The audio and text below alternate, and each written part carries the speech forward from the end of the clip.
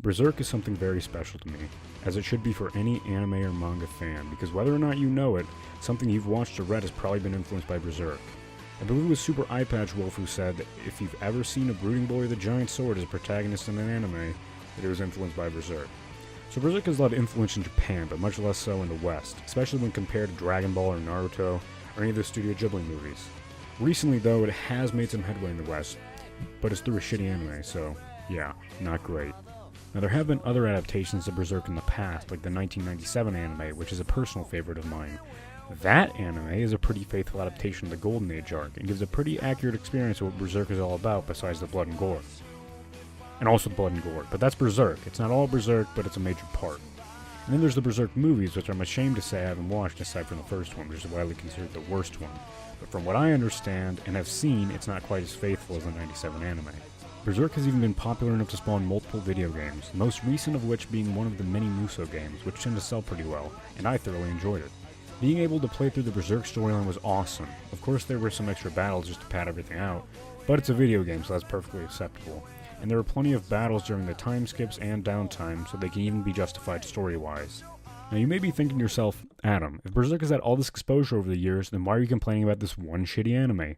Well, my friend, that's because it's the most exposure that Berserk has gotten in a while. And it's on Crunchyroll, which boosts the number of people that will see it exponentially.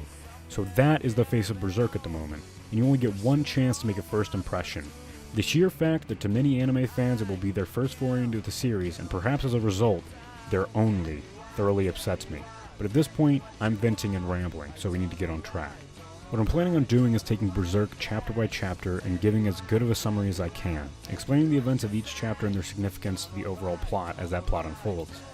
It's similar to what Comics Explained does, but for Berserk. I do hope, however, at some point to cover certain comics. Maybe some that get little to no coverage, like the 2007 run of Nova, which I'm particularly fond of. I'd probably go over Annihilation beforehand to set it up, but I digress. Let's get to explaining Berserk. In Chapter A of Berserk, we begin the Black Swordsman arc. Yes, Chapter A. The numbering doesn't begin until the Golden Age arc. So we open on our boy Guts fucking a chick. Which is all well and good, but she transforms into a demon, springing her trap on Guts. So now Guts is in her trap, but in my humble opinion, as a Berserk explainer, the biggest shame is that he doesn't even get to finish. And listen, I know it's a disgusting monster, so you wouldn't want to nut in it. But if you're going to kill a dude after fucking him, at least let him finish. That's just common decency. Thus begins the drought of Guts getting pussy, which we will revisit at some later point because holy shit does it become evident that he needs it. As it turns out, Guts has a handle on the situation. Since he has a cannon built into his mechanical arm, he blows her to pieces. Now it's unclear whether or not he actually knew she was a succubus, even though he says so, but ultimately it doesn't matter, since at this point in his life, Guts would do nearly anything to kill a demon. We then have multiple panels setting the scene for the next town Guts is going to, showing the town itself and the goings-on. We see a prison cart full of women and children passing by, something that Guts takes notice of. You should remember that too. After that, we cut to a bar in which Koga Castle guards are causing a ruckus, and one in particular is terrorizing an elf named Puck. After seeing the guards gathered together, Guts just annihilates them. He does, however, pick one guy to keep alive to send his message to the Baron of the castle, which is simply, the Black Swordsman has come. By the look on the guard's face, you can tell that the Black Swordsman is a name known and feared by many. And by how Guts says it, it seems to be a threat on its own. While Guts is delivering his message, some absolute genius tries to sneak up on him, and the motherfucker gets cut in half. Sliced in twain. Dude's fucking done. And then, immediately after, you get the famous lines. It was much too big to be called a sword. Massive, thick, heavy, and far too rough. Indeed, it was like a heap of raw iron. After Guts' takedown of the Koga Castle guards, the elf, Puck, starts following him, because, and inadvertently mind you, he saved his life. Puck starts rambling, and listen, I love Puck, but he just doesn't shut up. And Guts is very easily annoyed by this, as any heavily jaded badass would be. Puck gets a bit too friendly and tries to sit on Guts' shoulder, but he bats Puck away before he can. Guts is easily triggered by nearly anyone touching him in any way, which actually has a very good explanation, but we'll get to that later. Immediately afterwards, Guts is met by a veritable wall of guards. We don't see it on panel, but Guts is captured and subsequently tortured, but being the man that he is, doesn't make a sound. The mayor then walks in to pause his torture, and explains to Guts the possible ultimatum he set in motion, the town being destroyed. Guts killing the men of Coca Castle might have set off the Baron of Coca Castle, a literal monster who scares the piss out of the mayor. The mayor even goes as far as to say no one human can kill him. Remember when I said you should remember the cart full of women and children at the beginning of the chapter? Here's where it comes up. Guts figures out that the mayor made a deal with the Baron and reveals that he knows very well the Baron is a man-eating monster. He also knows that the mayor provides him with meals, the carts of women and children. That freaks the mayor the fuck out, and he says it's his duty to protect the town. Guts points out the obvious flaw in his logic. His actions show that he's only out to protect himself. For some reason, this gives the mayor a heart attack? Then the mayor tells the torturer to continue his work, but to keep Guts alive to deliver to Coca Castle. The mayor goes to Coca Castle to beg for forgiveness. We then cut to Coca Castle itself and to the guard that Guts kept alive, giving the Baron his message and a description of him. They are then interrupted by a guard announcing the arrival of the mayor. The mayor provides an apology on behalf of Guts' actions, and offers to send twice the amount of citizens in gold. The Baron points out the same thing that Guts did. The mayor's only offering this because he's worried that he's gonna die. And then he flicks an ear at him. So this is the only time that the mayor flipping his shit is completely justified.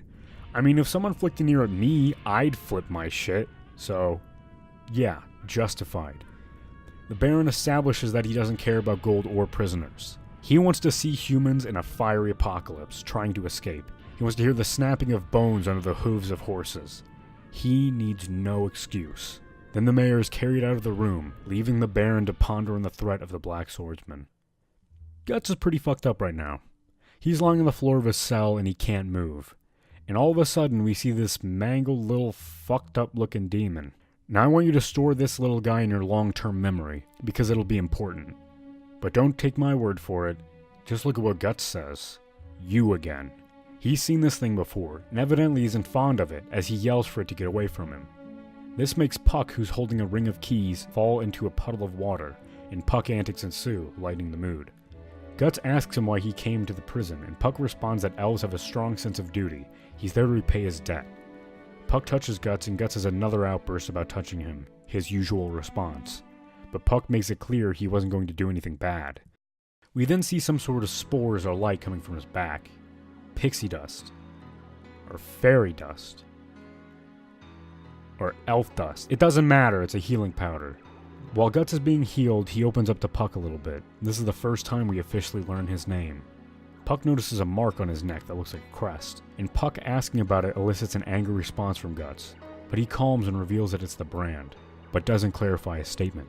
This understandably causes Puck to ask many more questions about the brand, to which Guts merely responds, "You talk too much, you know that?" Something that the reader realized much earlier.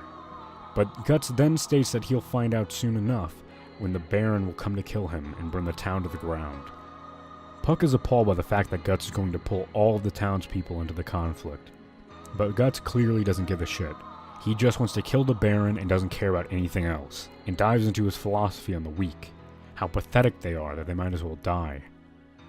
Puck, being an empath, can feel all of the emotions flowing from Guts, and it makes him feel like he's burning.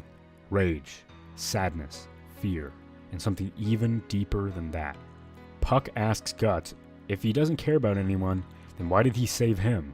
And Guts just starts laughing his ass off at the absurd idea of him risking his life for a little bug. As a response, Puck headbutts Guts in his jaw.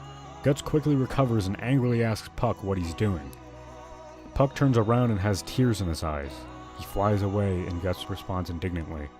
Guts finally notices the keys that Puck left in the cell, and then his brand starts bleeding and he says, "I've been waiting for you," signaling the arrival of the Baron.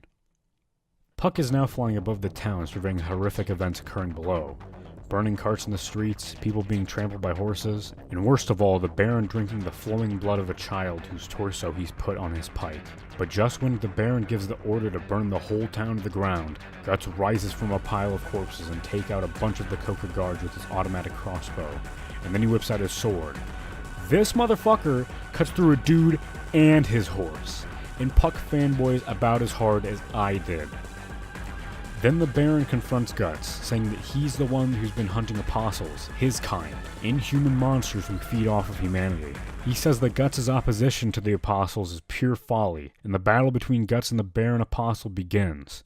Guts starts off by shooting his automatic crossbow at him, and knocks him off his horse. Puck and the Coca guards think the fight is over, but through Guts' actions you know it's not. The Baron gets back up and Guts hits him with another volley of arrows, knocking the Baron through a door. Guts walks into a house only to find that the Baron is gone from sight, but he then sees something, and is knocked back by a massive reptilian tail, and then the Baron emerges from the house, as a giant snake monster. So let's take a quick aside for a moment. I've just been referring to Snake Man over here as the Baron throughout this explanation because that's all we really knew him as, a Baron. But now he's a big snake monster. The Baron is widely known as Snake Lord, so that's what we'll call him now that he's in his true form. Now, we can get back to the story. The Coca guards are terrified by this and leave Snake Lord and Guts to fight one-on-one. At first, Guts gets pummeled by the tail of Snake Lord again and again. Boom, boom, boom.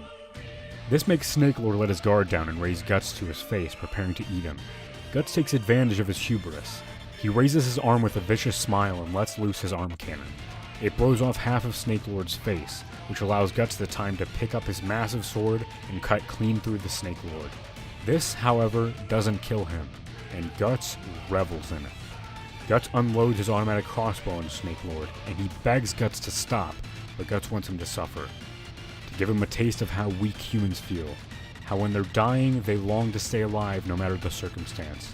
Snake Lord asks who Guts is, but quickly recognizes the brand on his neck as the brand of sacrifice, and realizes exactly who he is. Guts asks for the whereabouts of a powerful group called the God Hand. Snake Lord has no idea where the God Hand are. He says that it's not for apostles such as him to know. Guts believes Snake Lord, and as he's walking away, he turns around and says, "Take your time and savor it," as your body is slowly burned to ashes, and walks away while Snake Lord begs Guts to let him live as he burns to death.